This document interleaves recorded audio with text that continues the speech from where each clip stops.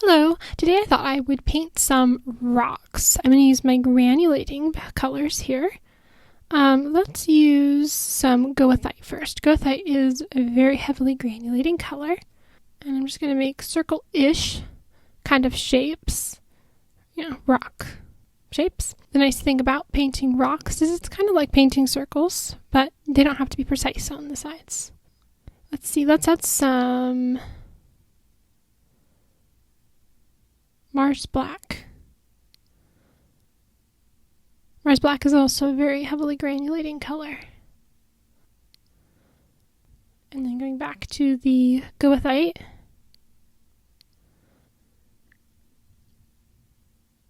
The fun thing about this is the texture develops, the granulation texture, as the paint dries.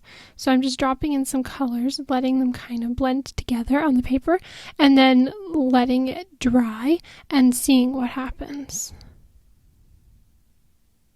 I think I might add some Potter's Pink in a minute here. Right now I'm just going back and forth between the goethite and the Mars Black. Alright, this one is becoming a very big rock. Ooh, that's fun. I'm letting that kind of bump into each other and do some whooshy fun stuff. That looks really pretty.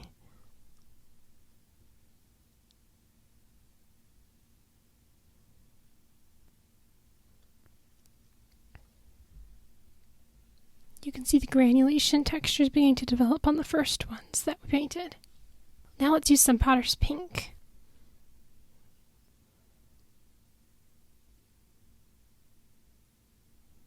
Potter's Pink is also a really granulating color.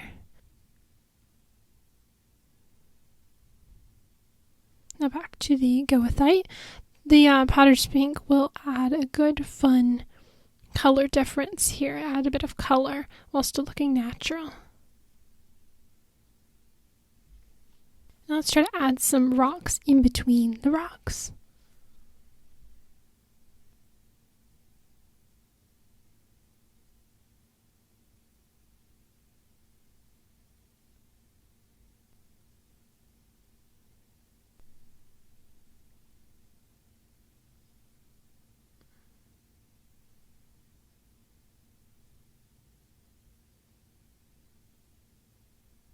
Well, that turned out really fun.